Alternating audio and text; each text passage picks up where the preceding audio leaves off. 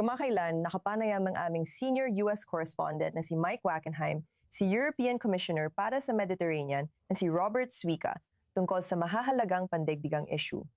Narito ang ilan sa mga ito. Dubravka Suica, European Commissioner para sa Mediterranean, salamat sa pagpapaunlak mo sa amin. Nandito ka na naman sa Washington. Dati, ang unang pagpupulong ng Board of Peace ang dahilan ng punta mo. Maraming miyembro ng Europa ang tutol sa presensya mo roon. Maaari mo ba kaming bigyan ng update kung ano na ang paninindigan ng Europa ngayon sa Board of Peace? Para malinawan, noon bilang European Commission, inimbitahan kami ni Pangulong Trump at ako ang kinatawan ng European Commission at ni Pangulong Ursula von der Leyen. Tagamasid lamang kami sa Board of Peace at magpapasya kami tungkol sa mga susunod na pakikilahok depende sa bawat sitwasyon. Kawili-wiling na roon at mapakinggan ng lahat ng ideyang ito, pero interesado akong malaman kung kailan ang susunod na pagpupulong ng board. Tingnan natin, hindi kami sang-ayon sa lahat ng tuntuning pampang-asiwaan ng board mismo. Pero maganda na may ginagawa tayo para sa tigil-putukan at para sa kapayapaan sa gitnang silangan, lalo na sa Gaza at West Bank at Israel, syempre.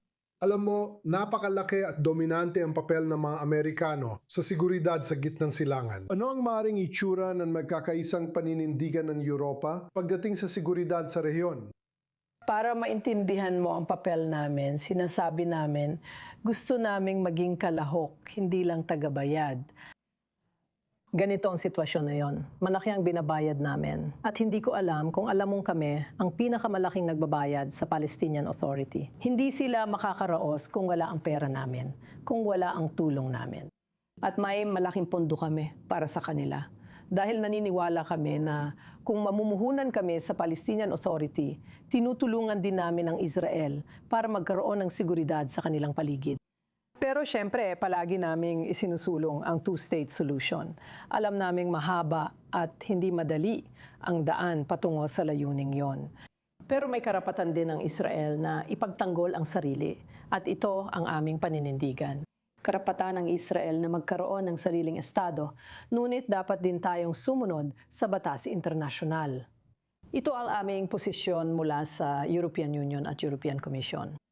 Mahalaga sa amin ang seguridad sa paligid, kaya kasama sa aming katimugang kapitbahayan ang Hilagang Aprika, rehiyon ng Gulf at gitnang silangan. Alam namin na komplikado ang sitwasyon, lalo na ngayon pagdating sa Iran.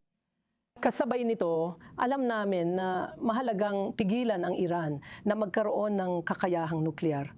At ito, sa pagkakaintindi ko, ang pangunahing layunin ni Pangulong Trump. Kasabay nito, may layunin din ng Israel na alisin ang rehimen. Doon, hindi magiging madali, gaya ng alam mo. Pero kasabay nito, gusto naming mabuksan muli ang Strait of Hormuz sa ngayon. Kanina umaga, narinig ko si Pangulong Trump, Hormuz Strait o Strait of Hormuz?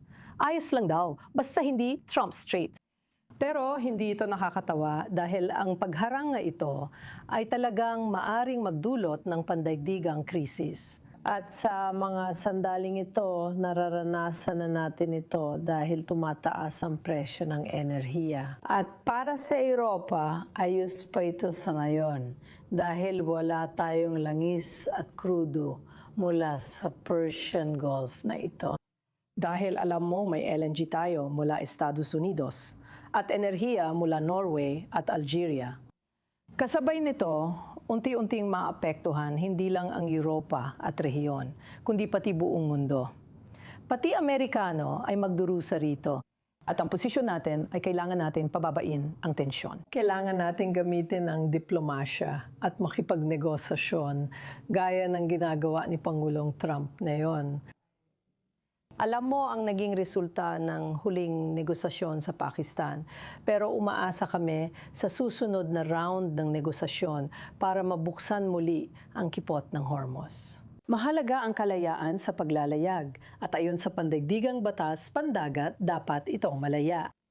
Naiintindihan ko kung ano ang layunin ni Pangulong Trump na Actually, no, Israel, totoo naman. At umaasa ako na magbubunga ito sa huli. Dahil kung hindi, gaya ng sinabi ko, habang tumatagal ang krisis na ito, Mas lalaki ang epekto nito sa ekonomiya na nangangahulog ang negatibong epekto sa ekonomiya.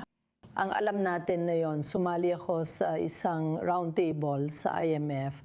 Ang alam natin ngayon, tiyak na mas mataas ang inflation. Kailangan tayong lahat, pati mga mamamayan at customer, maging handa sa mas mataas na inflation. Kaya mas maaga na matapos ang sigalot, mas mabuti para sa ating lahat.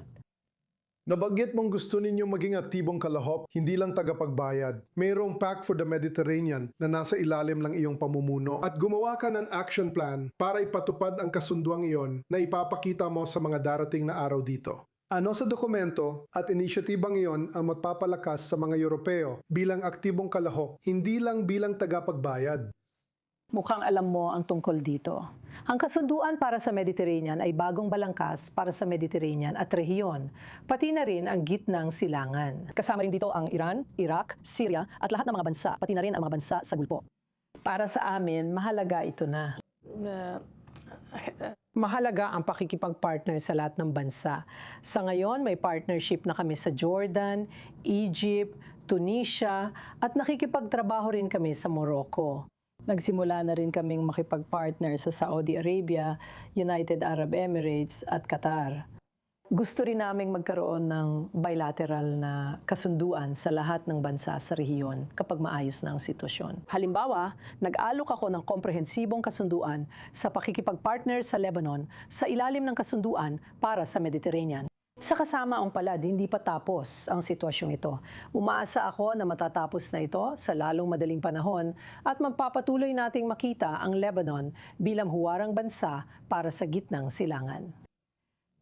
Sa tingin ko, maganda ang ginawa kahapon ng Israel at Lebanon. Inaasahan ko ang susunod na yugto ng negosasyon. Para malaman kung paano tuluyang ipagbawal ang Hezbollah na bawal na sa batas ng Lebanon, pero sa kasamaang palad, sila ang nagpasimula nito. Sila ang nagsimula ng pambobomba at syempre naiintindihan natin na parehong Hamas at Hezbollah, pareho silang dapat putulan ng pondo at sa ganitong paraan magiging mas madali. Pero sa ngayon, hindi pa ito nangyayari. Ganon din sa Gaza, dahil kung hindi isusuko ng Hamas ang kanilang mga armas, hindi gaganda ang sitwasyon at gusto naming makarating sa ikalawang yugto ng kasunduang pangkapayapaan na ito.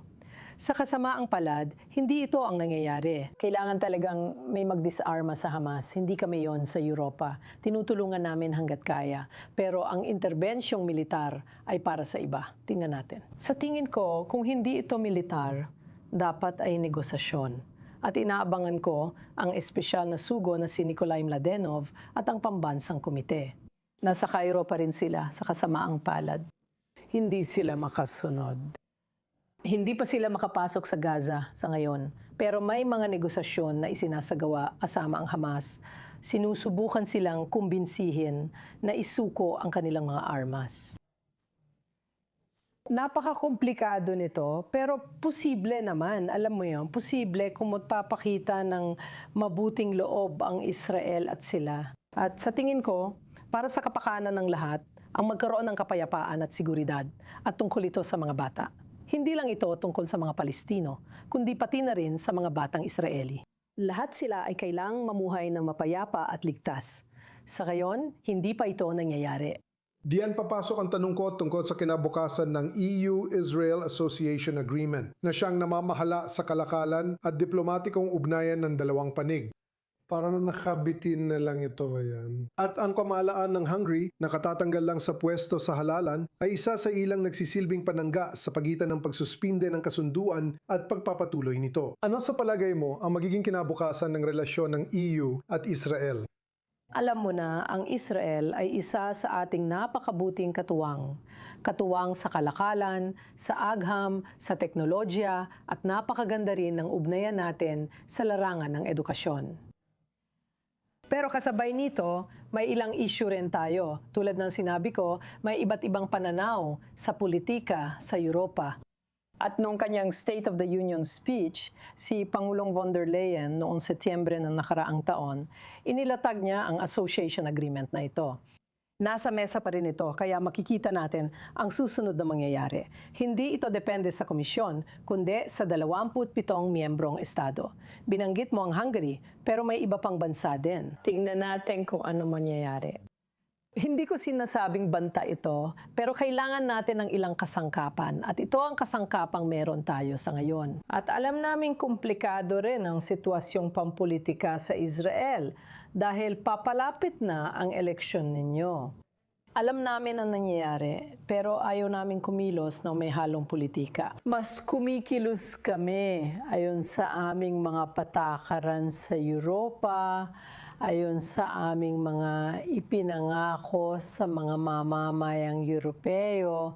At ito ay isang bagay na kailangan namin patunayan. Kaya hindi ko pa masasabi sa inyo ang iba pa. Dahil nakaasa ito sa European Council at 27 miyembrong estado, hindi ito depende sa European Commission. Mabilis magbago ang mundo. Dubravka Suica, Komisyoner ng Europa para sa Mediterranean, maraming salamat sa pagsama sa amin. Salamat. Maraming salamat talaga.